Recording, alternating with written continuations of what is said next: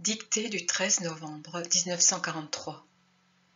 Jésus dit : pour mériter de transmettre la parole de Dieu, il faut avoir les lèvres et le cœur purs. Un cœur pur, puisque c'est du cœur qu'émanent les mouvements qui entraînent la pensée et la chair. Malheur à ceux qui ne se gardent pas purs et qui osent parler en mon nom avec une âme de péché. Ils ne sont pas mes disciples et mes apôtres. Ils sont mes prédateurs, parce qu'ils me dérobent mes âmes pour les donner à Satan. Les âmes, que ce soit celles qui suivent le prêtre avec respect et foi, ou celles qui, méfiantes, l'observent, sont portées à réfléchir sur la conduite d'un prêtre, étant dotées de raison. Et si elles voient que celui qui dit « sois patient, sois honnête, sois chaste, sois bon, sois charitable, sois indulgent, pardonne, aide », est au contraire envahi par la colère, la dureté, la sensualité, le ressentiment, l'égoïsme, elles se scandalisent, et même si elles ne s'éloignent pas de l'Église, elles continuent d'éprouver le choc en dedans d'elles-mêmes. Ce sont comme des coups de bélier à l'édifice de la foi dans les cœurs que vous donnez, vous les prêtres, qui n'êtes pas les victimes de votre sublime ministère, lequel fait de vous les continuateurs des 12 parmi les foules qui, 20 siècles plus tard, restent à évangéliser, puisque Satan détruit sans cesse l'œuvre du Christ, et que c'est à vous de réparer les injures de Satan. Même si l'édifice ne s'écroule pas, il se lézarde et il suffit ensuite d'un coup d'épaule de Satan pour le jeter par terre. Il y en a trop parmi vous qui imitent le 12e apôtre et qui, pour de bas intérêts humains, vendent des parties de moi, les âmes que je vous ai confiées trempées de mon sang, à l'ennemi de Dieu et des humains. La situation actuelle, au moins la moitié, et je suis indulgent, dépend de vous, sel devenu insipide, feu qui ne réchauffe plus, lumière qui fume et ne brille pas, pain devenu amer et réconfort devenu tourment, parce qu'aux âmes qui déjà blessées viennent à vous, vous ne présentez qu'une façade hérissée d'épines. Vous ne donnez que dureté, manque de charité, indifférence, rigorisme aux âmes qui viennent à vous pour entendre une parole de Père qui soit l'écho de ma douceur, de mon pardon, de ma miséricorde. Pauvres âmes, vous tonnez contre elles, et pourquoi ne tonnez-vous pas contre vous-même?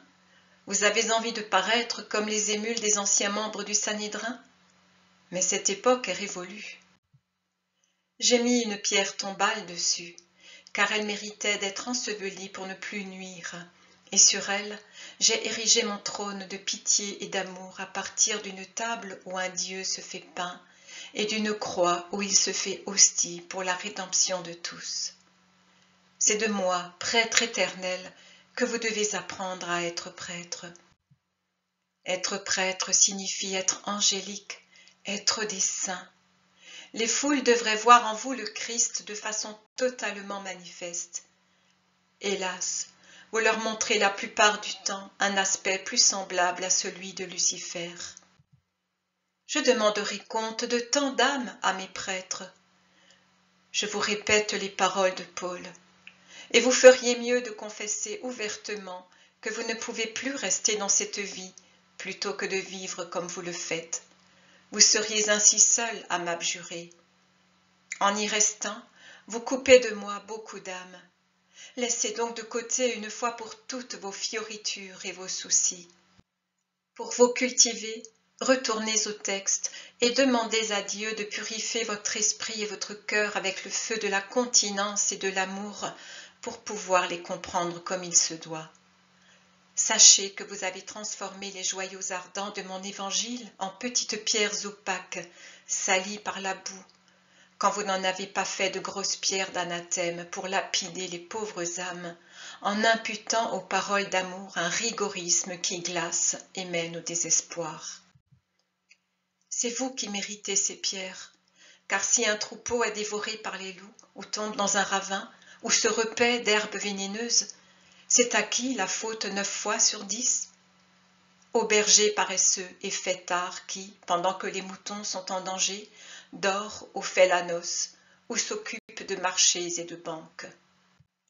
Demandez à Dieu, par une pénitence de vie qui vous lave de trop d'humanité, qu'un séraphin vous purifie continuellement avec un charbon allumé pris sur l'autel par l'agneau, par le cœur de l'agneau pourrais-je dire, lequel brûle de toute éternité grâce aux ailes de Dieu et des âmes.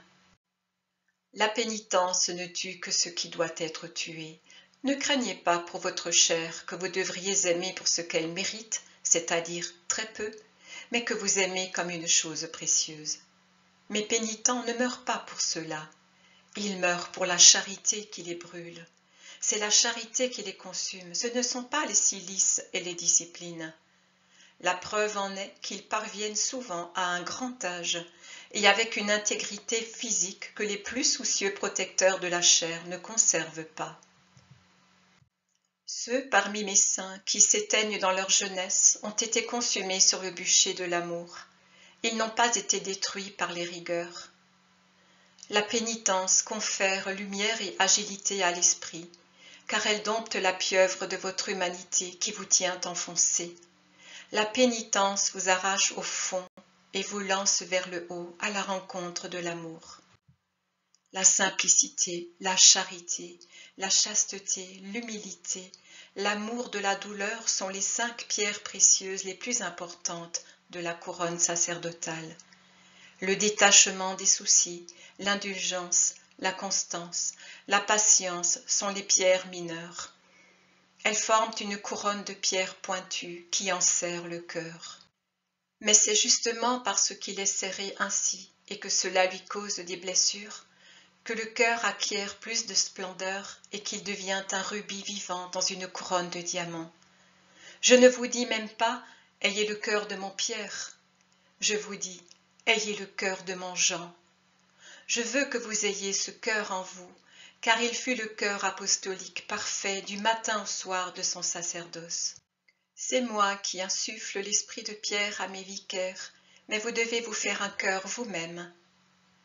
Et ce cœur est indispensable chez ceux qui sont mes prêtres de mon sein très haut, dont l'âme et la pensée sont aussi blanches que son habit, et qui est l'hostie la plus importante dans cette messe sanglante que la terre célèbre, jusqu'au plus humble de mes ministres qui rompt le pain et la parole dans un petit village perdu, un groupe de maisons éparpillées que le monde n'est même pas conscient de porter à sa surface, mais que l'Eucharistie et la croix rendent aussi majestueux qu'un palais, plus majestueux encore.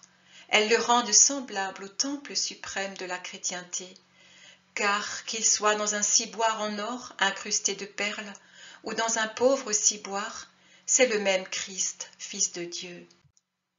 Et les âmes qui se prosternent devant lui, vêtues de la pourpre cardinalice et d'un manteau royal, ou habillées d'une humble tunique ou de misérables vêtements, sont égales pour moi. Je regarde l'esprit, mes enfants, et je bénis le mérite où qu'il se trouve.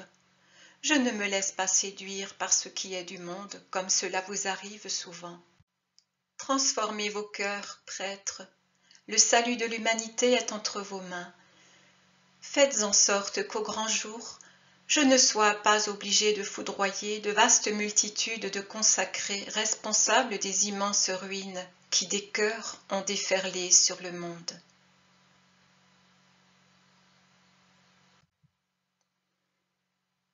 Dictée du 14 novembre 1943. Souvenez-vous que, s'il faut pardonner 70 fois 7 fois aux frères et sœurs, il faut pardonner 70 fois aux enfants spirituels, et tous les catholiques sont pour vous des enfants, tous sans exception. Souvenez-vous que pour vous, les différences humaines entre les âmes n'existent pas. Au contraire, il y a en cela un renversement des valeurs. L'être humain admire et respecte les personnes honnêtes, bonnes et pures.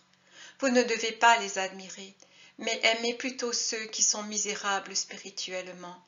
Plus ils sont souillés, plus ils sont loin de moi, et plus vous devez être pour eux père et lumière. Aucune répugnance ne vous est permise, aucune lassitude, aucun abandon, aucune crainte. Vous devez vous pencher sur toutes les misères, vous devez les chercher pour les soigner, vous devez les aimer pour les apporter à l'amour. Si on vous repousse, revenez à la charge. Si on se moque de vous, augmentez votre charité. Servez-vous des choses humaines pour conduire les âmes aux choses surnaturelles. Et quoi? Dois-je vous enseigner les douces astuces de l'amour? N'avez-vous jamais eu un père, une mère, des frères avec qui vous vous en êtes servi pour gagner leur amour toujours plus? Vos fidèles sont comme vos enfants. Oh, que de choses un père étudie pour se faire aimer de son enfant. Il n'est encore qu'un bambin que déjà le père, fatigué de son travail, se penche sur son berceau et répète les douces paroles pour ensuite les entendre la petite bouche innocente. Puis, il se penche pour enseigner au petit à faire ses premiers pas, et il lui montre les fleurs et les étoiles. Il forme son esprit aux premières sensations, aux premières pensées. Même s'il est déficient, débile, le père s'efforce d'ouvrir l'esprit de son enfant. Même s'il est un indomptable capricieux, il essaie de changer son cœur par 1000 ruses. Et vous, pourquoi n'avez-vous pas des instincts de père envers vos enfants spirituels? Ils sont athées? Ça ne fait rien. Ils sont luxurieux? Ça ne fait rien. Ils sont des sentines de vice? Ça ne fait rien. Priez et osez. Aujourd'hui, demain et après-demain encore, et toujours, toujours, sans vous fatiguer. Bien des fois, il suffit de regarder une âme d'un regard d'amour véritable pour la conquérir. Souvent, les âmes ne sont pas mauvaises comme vous le croyez. Elles sont dégoûtées, elles sont malades, elles sont honteuses. Dégoûtées de ce que le monde, y compris le clergé, leur a réservé. Malades parce que Satan a écrasé leur faiblesse. Honteuses d'être malades. Elles désirent être guéries, mais elles ont honte de confesser leur maladie. Donnez-leur ce qu'elles n'ont pas eu, un saint amour. Allez à leur rencontre. Persuadez-les de s'ouvrir sans honte. Ce sont des fleurs rétives, mais si l'amour les réchauffe, elles s'ouvrent. Oh, que de saintes rosées et de rayons bénis, vous, les prêtres, pouvez attirer sur les âmes par votre sacrifice. Repentir et rédemption qui en font des enfants de Dieu. Sacrement et grâce que vous leur donnez et qui rendent saints vous et elles. Soyez bénis pour cette œuvre, ô fidèles serviteurs qui vous occupez de ma moisson et de ma vigne. Et soyez bénis, même si vous vous penchez sur les herbes sauvages qui poussent en dehors de ma vigne.